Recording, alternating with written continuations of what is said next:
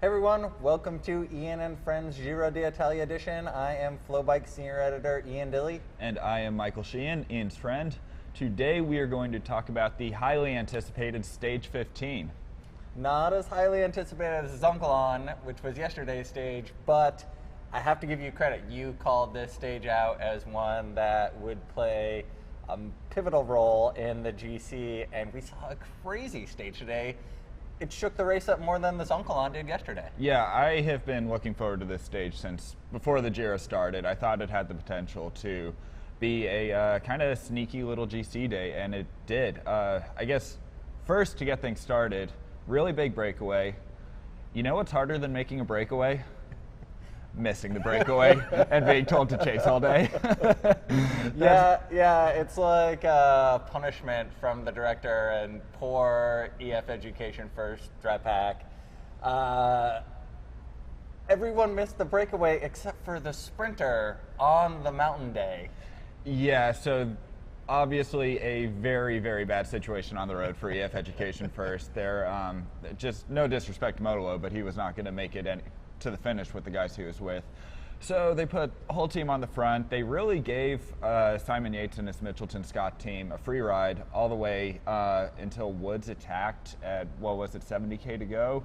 Around about there. Yeah, they hit the base of the biggest climb on the course, this Cat 2 climb that went up and up and up. And I have to give Cannondale credit. I mean, putting yourself out there, putting your whole team on the front and saying, hey, we screwed the pooch on this and we're going to bring this back and try and reshuffle the deck.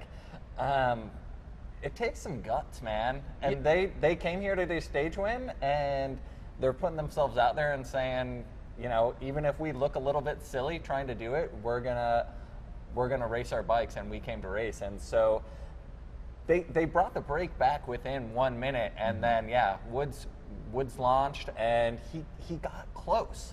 Yeah, they made the best out of a bad situation. Yeah. I still kind of question their judgment sending Woods out there, just because he could potentially have gotten a top 10 on the GC, which maybe wasn't their ambition for this race. But yeah, he went all in trying to get to the break, and I guess onto the finish, and announcers kind of blamed it on a flappy jacket. I don't know how much that hurt him on the descent. You know, we saw a couple of jacket gates. I'm going to have a hard take here and say if Yates had bothered to give his jacket to somebody or thrown his jacket on the Zoncolan yesterday, he catches Chris Froome.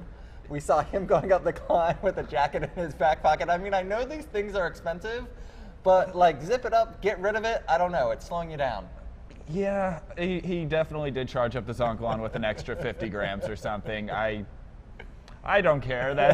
I don't think it's that big of a difference, but yeah. So announcers called out Woods for descending with a flappy jacket, slowing him down. Well, it was a really long descent, so it was egregious. It was a pretty egregiously flappy jacket. And we had to watch it flapping for minutes as he's just hemorrhaging time. Yeah. Now, given he's trying to chase two AG2R riders, one of who, Nico Dens, proved himself to be a phenomenal descender the other day when he caught Mahoric on a rain slick-in descent. So we know he can go downhill, so maybe Woods wouldn't have caught the front group anyways, but what it did, you know, with him not being too far back on GC, I think he was still in the top 10 at the start of the day. You know, it really put a lot of pressure on the field behind. Because Mitchelton Scott had gotten a free ride for the first half of the stage, they still had 5 guys left in a front group of only 30, so they kept the pressure on the whole way up and down the climb, and it just made it a super hard day for everyone. Yeah, it really just opened up the final 50K to be the GC Battle Royale that it had potential to be. And yeah, I guess moving forward, Sunweb eventually took over the front and tried to whittle down the Mitchelton Scott team to pretty good effect, actually. Yeah, on the one hand, it was great to see Sam Oman on the front. He's, like yesterday, I was sort of wondering what his role was in this race. He's been riding well, but he's been just outside of that top 10. And so they haven't had an opportunity to really use his climbing prowess. They put him on the front, and you know, he got rid of all the Mitchelton Scott riders. And you know, if the goal was to isolate Yates, job done. Yeah, everything looks like it was going according to plan. I had envisioned today to be a day where GC contenders could just relentlessly attack the Maglia Rosa, whoever happened to be wearing it on the day.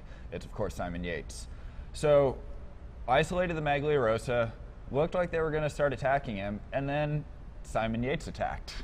Yeah, and I mean, looked like it was pretty easy for him.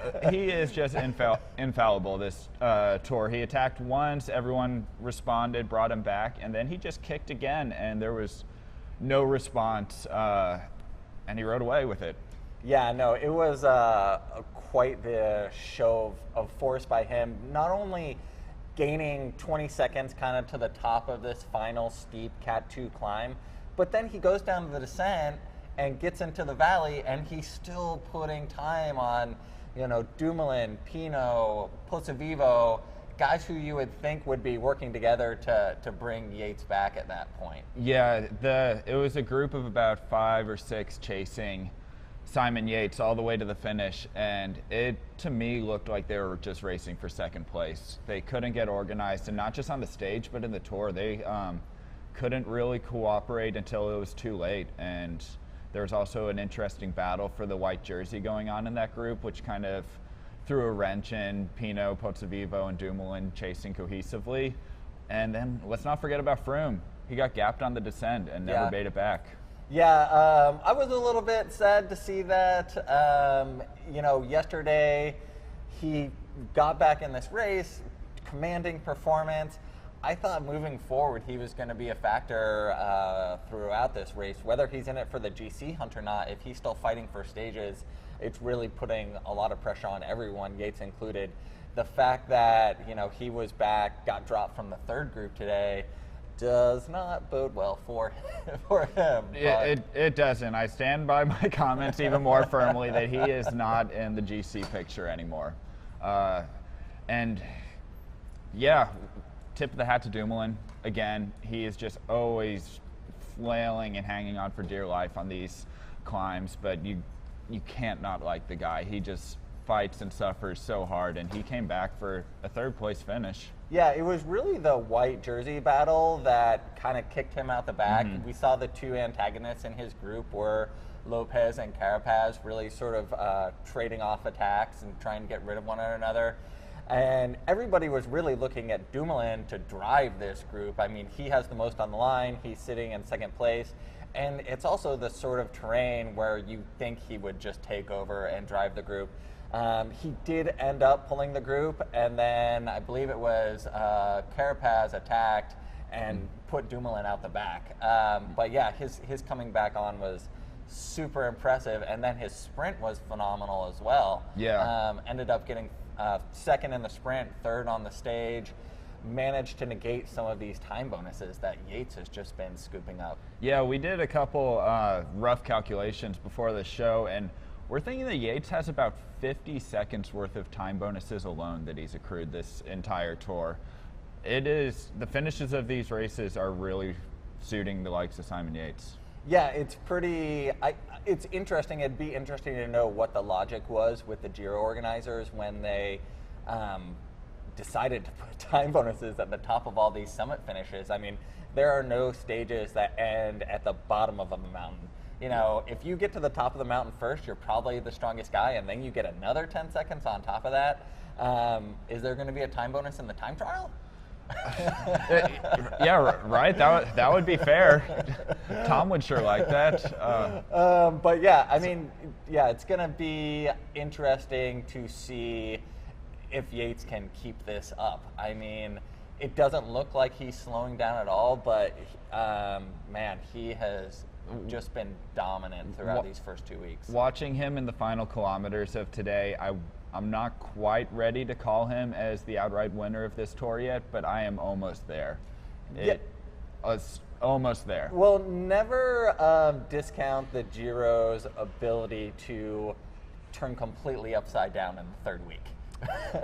Wise words. Yeah. We have seen a lot of leaders just lose it in the last week, and this last week is going to be insanely hard. So it'll be really interesting. But Yates will certainly be tough to drop. So go look at the stage today on FloBikes.com. Get an annual subscription. Watch the Tour de Suisse in 2 weeks. Flanders and Milan-San Remo next year. And let's look ahead to what we have on tap Tuesday. Yeah. Tuesday is the TT. I mean, the fun doesn't end. Yeah, so riders are going to take a well-deserved rest day on Monday. And Tuesday, again, I personally don't usually like watching time trials in races. Well, one guy going as fast as I can, but I have really been looking forward to this time trial throughout the entire tour because it is going to be so decisive. This is Tom Dumoulin's do-or-die moment. If he is going to win the Giro d'Italia, he has to put out a huge ride and really not only claw back the 2 minutes and 11 seconds that he's in the rears to Simon Yates, but he's going to need to give himself another minute on top of that. Yeah. Yeah. But he can do it. I mean, if in terms of a time trial, it's not that long, but it is a straightforward TT. It's not too technical.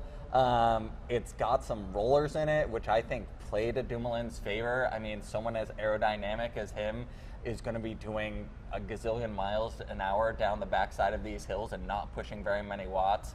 So all the cards are in his favor. I wouldn't be shocked if he takes the pink jersey on Tuesday.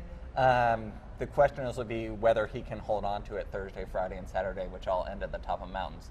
But, when you've got the pink jersey, as we've seen with Yates, it does give you extra power. So yeah, we've seen Yates this whole race just building up time because he's going to hemorrhage a lot on Tuesday. Tuesday's the day for Tom Dumoulin to do the exact same thing, build up as much time as he can. It is going to be possibly one of the most decisive days of the Giro d'Italia, so please do tune in. Yeah, and I'm sure Tom has been looking forward to this, for 2 weeks, waiting to get back on his TT bike. For sure. It'll also be interesting to see what Pino Pozzovivo do, some of the other contenders. So, yeah, we will see you guys on Tuesday for Stage 16. Thanks for joining.